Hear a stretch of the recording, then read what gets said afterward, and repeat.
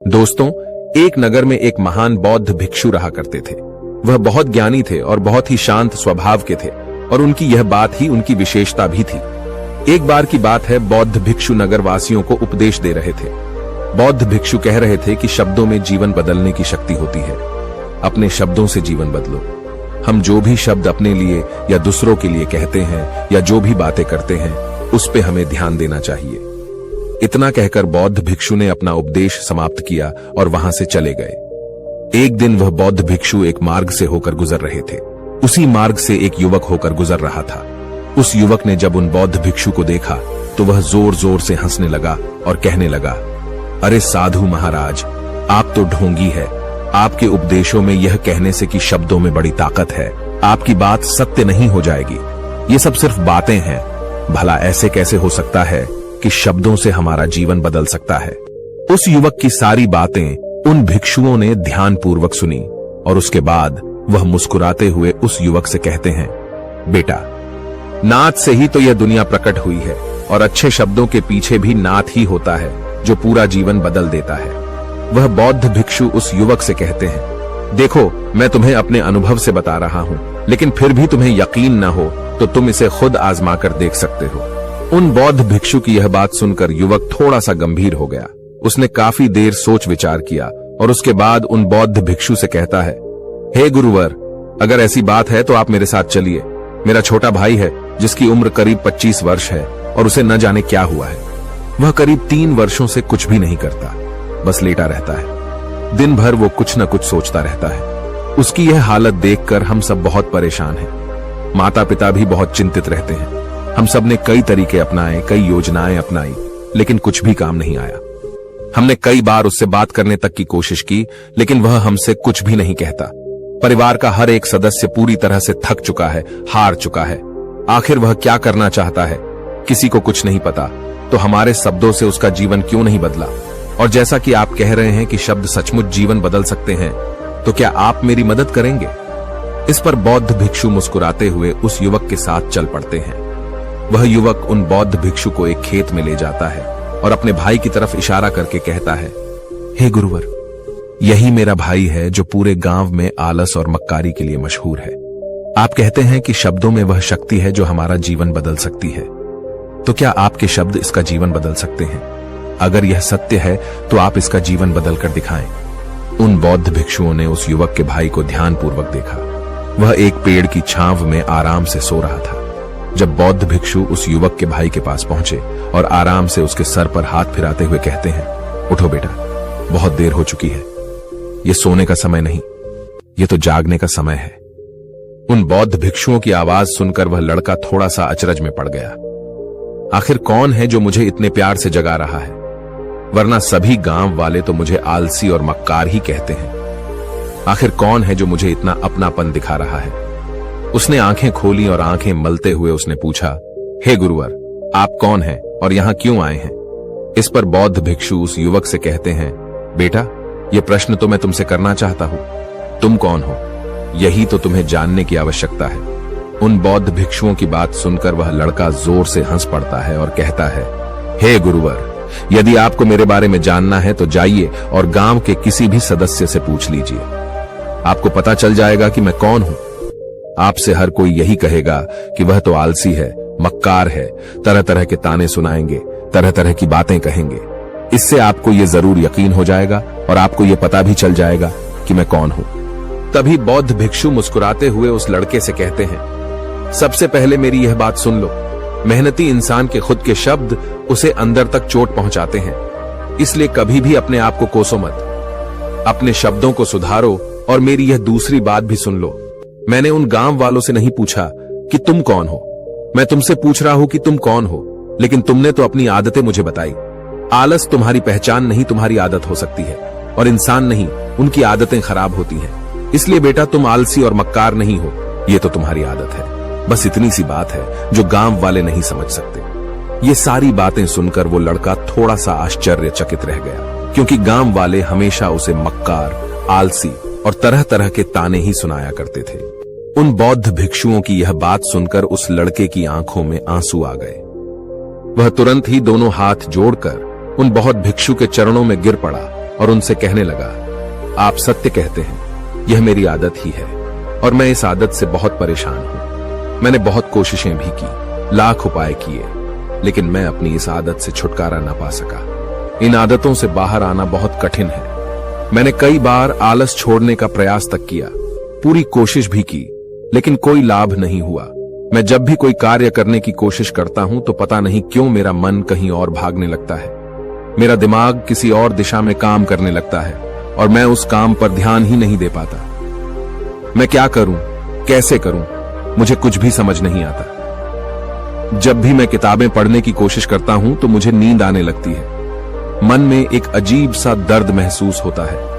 ऐसा लगता है कि मेरा जीवन यूं ही व्यर्थ जा रहा है और जब मैं इस दर्द को बर्दाश्त नहीं कर पाता तो मैं सो जाता हूं, ताकि जब मैं उठूं तो मुझे दर्द न महसूस हो। और अब तो मुझे यह भी यकीन हो चुका है कि मैं इन आदतों से नहीं निकल सकता।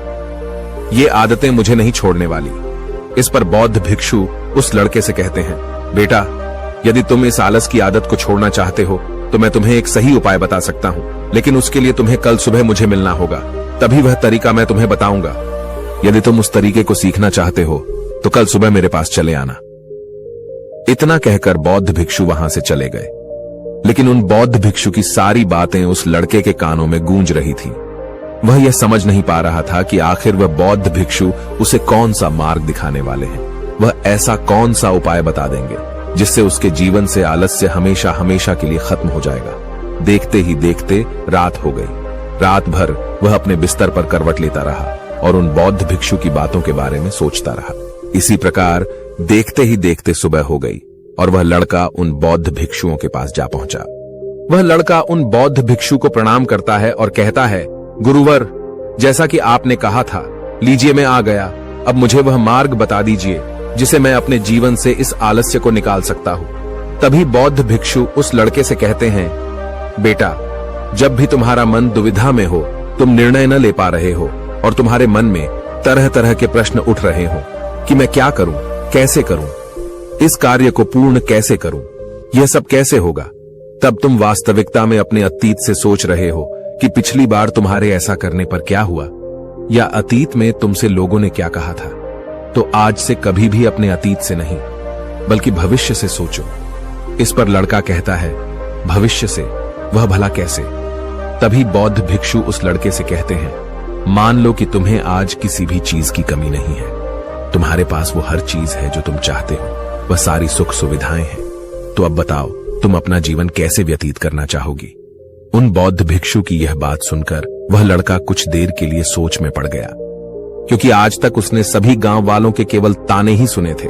किसी ने भी आज तक उसके जीवन के बारे में उससे ऐसी बात नहीं की थी और वह गुरुवर उसे आने वाले भविष्य के बारे में उससे बातें कर रहे थे। उन बौद्ध भिक्षु की यह बात सुनकर वह लड़का खुद से प्रश्न करने लग गया कि अगर मेरे पास सब कुछ होगा, धन की कोई कमी नहीं होगी और सारी सुख सुविधाएं होंगी, तो मैं अपना जीवन कैसे व्यतीत करूंगा? कुछ देर सोच विचार करने के बाद वह उन बौद्ध भिक्षु से कहता है, गुरुवर, मैं यह दुनिया घूमना चाहूंगा, पहाड़ों पर चढ़ना चाहूंगा, समुद्र की रेत पर चलना चाहूंगा और मैं एक बहुत बड़ा व्यापारी बनना चाहूंगा। तभी अचानक उस लड़के का ध्यान टूट गया और वह उन बौद्ध भिक्षु से कहता है, परंतु हे गुरुवर, यह सब कैसे संभव होगा? केवल मेरी मात्र सोच लेने से तो यह सब पूरा नहीं होने वाला। उसके ऐसा कहते ही उसके अतीत में बीती हुई सारी घटनाएं उसकी आंखों के सामने से गुजरने लगी और वह एक बार फिर से निराश होने लगा। और अब वह यह सोचने लगा कि मेरे पास तो पैसे ही नहीं है, तो मैं भला व्यापार कैसे कर सकता हूं? न ही मेरे पास व्यापार का कोई अनुभव है। ऐसी स्थिति में मैं भला यहां से कैसे निकल सकता हूं? उस लड़के के इस प्रश्न का जवाब देते हुए वह बौद्ध भिक्षु उस लड़के से कहते हैं, भंते, हर रात में सोने से पहले तुम हर दिन अपना लक्ष्य एक कागज पर लिखो और सुबह उठकर सबसे पहले उस लक्ष्य को देखो और सोचो कि उस लक्ष्य को पाने के लिए तुम आज क्या कर सकते हो, और जो भी तुमने उस कागज पर लिखा होगा उस कार्य को उसी दिन पूरा करने की हर मुमकिन कोशिश करो। इस पर वह लड़का कहता है, ठीक है, आप सच कह रहे हैं, लेकिन जब मैं बहुत सोचने लगता हूं तो मेरा मन बेचैन होने लगता है और मन में तरह तरह के विचार उठने लगते हैं और इन विचारों को शांत करने के लिए मैं सो जाता हूं ताकि वह विचार मुझे परेशान न कर पाए। उस लड़के की इस समस्या का समाधान करते हुए वह बौद्ध भिक्षु उस लड़के से कहते हैं, बेटा, अंतर्मन की चाल को पकड़ो और शब्दों की मदद से नया भविष्य बनाओ। तभी लड़का कहता है, हे गुरुवर, आप क्या कहना चाहते हैं? मैं आपकी बात समझ नहीं पा रहा। इस पर बौद्ध भिक्षु मुस्कुराते हुए कहते हैं, बेटा, कैसे होगा? यह जो सवाल है, यह सवाल नहीं बल्कि एक डर है जो तुम्हारे अंतर्मन में बैठा हुआ है, जो तुम्हें अगला कदम लेने से रोक रहा है, तुम्हें कदम आगे बढ़ाने से रोक रहा है। यदि तुम वास्तविकता देखो तो किसी को भी नहीं पता होता कि वह कार्य कैसे होगा, लेकिन एक इंसान जब दृढ़ निश्चय कर लेता है तो वह अपने उद्देश्य को सामने रखकर लगातार प्रयास करता रहता है और वह अपनी सफलता प्राप्त कर ही लेता है। तभी वो लड़का उन बौद्ध भिक्षु से कहता है कि हे गुरुवर, अगर ऐसी बात है तो मन में बार बार चिंता क्यों होती है? मन बार बार बेचैन क्यों हो उठता है? इस पर बौद्ध भिक्षु कहते हैं, बेटा, क्योंकि तुम्हें डर है कि तुम कमजोर हो। तुम्हारे अंतर्मन में बैठा है कि तुम में कुछ कमी है, तुम किसी काम के नहीं हो, और यही कारण है कि तुम कोशिश करने से डरते हो, क्योंकि तुम्हारा अंतर्मन हमेशा तुम्हें रोकता रहता है। जब भी तो कोई कार्य शुरू करना चाहते हो, तुम्हारा मन तुमसे पहले कह देता है, इससे आगे मत बढ़ना, अन्यथा तुम हार जाओगे, और इसी कारण तुम्हें चिंता होने लगती है, तुम्हारा मन बेचैन होने लगता है। तभी वो लड़का कहता है, गुरुदेव, आपने जो कुछ भी कहा वो बिल्कुल सत्य है, लेकिन अब आप ही मुझे बताइए कि मैं इस परेशानी से बाहर कैसे निकलूं?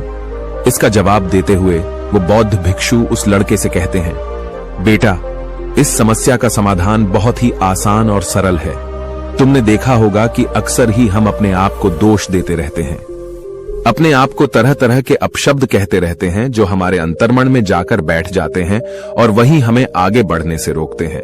और इन शब्दों का हम पर बहुत गहरा प्रभाव भी पड़ता है, क्योंकि जैसा हम खुद से कहते हैं, जैसा हम पूरी भावनाओं के साथ सोचते हैं, हम वैसा ही बनते चले जाते हैं। इसलिए यदि तुम खुद को बदलना चाहते हो तो कि तुम भी काबिल बन सको, तो तुम्हें अपने अंतर्मन को नए संदेश देने की जरूरत है, जैसे कि मेरे शरीर का हर एक कण, हर एक हिस्सा, हर एक विचार शांति और ऊर्जा से भरा हुआ है। मैं दृढ़ संकल्प और आत्मविश्वास के साथ हर दिन के लक्ष्यों को पूरा करता हूं। मैं अपने कमजोरी को अभ्यास में बदलता हूं, चिंता को ध्यान में बदलता हूं। मैं उत्साह और ऊर्जा से भरा हुआ हूं, लगातार अपने लक्ष्यों पर काम करता हूं। ऐसे शब्द जब तुम खुद से कहोगे तो तुम शक्तिशाली महसूस करने लगोगे और तुम्हारी सारी चिंताएं खत्म होने लगेंगी, क्योंकि यही शब्दों की ताकत है।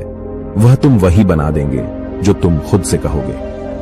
तुम जितनी भावना के साथ यह वाक्य बोलते हो, उसे महसूस करते हो, उतनी ही भावनाओं से यह शब्द तुम पर असर करना शुरू कर देंगे। धीरे धीरे यह शब्द तुम्हारे मन और व्यक्तित्व की सोच का हिस्सा बन जाएंगे। लेकिन मेरी एक बात याद रखना कि तुम्हारा अंतर्मन इतनी आसानी से हार नहीं मानने वाला। जब तुम आगे बढ़ोगे तो मौका मिलते ही वह तुम्हें पीछे खींचेगा। तुम्हारे अतीत के बीते हुए सारे कड़वे अनुभव तुम्हें याद दिलाएगा, ताकि तुम डर जाओ और एक बार फिर से अपने लक्ष्य का पीछा करना छोड़ दो। लेकिन तुम्हें इसकी चिंता नहीं करनी है। उन सकारात्मक शब्दों के कारण तुम्हारा मन सकारात्मक विचारों को स्वीकार करने लगेगा। आगे वह बौद्ध भिक्षु उस लड़के को चेतावनी देते हुए कहते हैं, मेरी एक बात और याद रखना कि तुम्हारा ध्यान आलस्य पर नहीं होना चाहिए, अर्थात तुम्हें कभी आलस नहीं मिटाना, बल्कि तुम्हें एक नए भविष्य का निर्माण करना है, एक नए व्यक्तित्व का निर्माण करना है। तुम्हारा पूरा ध्यान केवल इस पर ही होना चाहिए। उन बौद्ध भिक्षुओं की बात सुनकर लड़का कहता है, ठीक है गुरुवर, आप जैसा कहते हैं मैं वैसा ही करूंगा। तभी वह बौद्ध भिक्षु उस लड़के से कहते हैं, बेटा, अभी तो मैं इस गांव से जा रहा हूं, लेकिन कुछ सालों के बाद मैं वापस आऊंगा। इतना कहकर बौद्ध भिक्षु वहां से चले गए और वह लड़का अपने घर लौट गया। लेकिन अब उस लड़के के मन में तरह तरह के विचार चल रहे थे। वह लड़का यह सोच रहा था कि अगर मैं अपनी मनपसंद जिंदगी जीने लगूंगा, अगर मैं दुनिया घूमने लगा, नए लोगों से मिलने लगा और अपनी पसंद का काम करने लगा, तो मेरी जिंदगी कैसी होगी। उस बात को ध्यान करके उसने एक कागज पर अपना लक्ष्य लिखा और लिखकर सो गया। अगली सुबह जब उसकी आंखें खुली तो उसने उस पेपर पर लिखा हुआ लक्ष्य एक बार दोहराया। उसके बाद वह कुछ देर के लिए शांत हो गया। तभी उसे उन बौद्ध भिक्षु की बात याद आई कि तुम अपने लक्ष्य के लिए आज क्या कर सकते हो। उसने खुद से सवाल किया कि मैं आज अपने इस लक्ष्य को प्राप्त करने के लिए क्या कर सकता हूं। तभी उसे एक बार फिर से उस पेपर की तरफ ध्यान दिया। उस पेपर पर लिखा था कि मैं बाजार जाता हूँ और लोग व्यापार करने की कौन सी चीजें, कौन से सामान लेकर आते हैं। मैं उन चीजों को देखता, उन चीजों को पता करता। वो पढ़ने के बाद तुरंत ही बाजार चला गया। वह अलग अलग दुकानों पर बैठा उन्हें देखा, लेकिन उसे कुछ समझ नहीं आ रहा था, क्योंकि लोग अलग अलग व्यापार कर रहे थे, अलग अलग तरह की चीजें और सामान ले रहे थे, और किसी ने उसकी कोई मदद नहीं की। वह बहुत उदास हो गया और निराश होकर वापस घर लौट आया। तभी उस लड़के को उन बौद्ध भिक्षु की एक और बात याद आई। शब्दों में बहुत ताकत है और शब्द हमारा जीवन बदल सकते हैं। उसे वह सकारात्मक विचार याद आए। वह उन्हें सुबह शाम दोहराने लगा और अब से वह हर दिन ऐसा ही करता।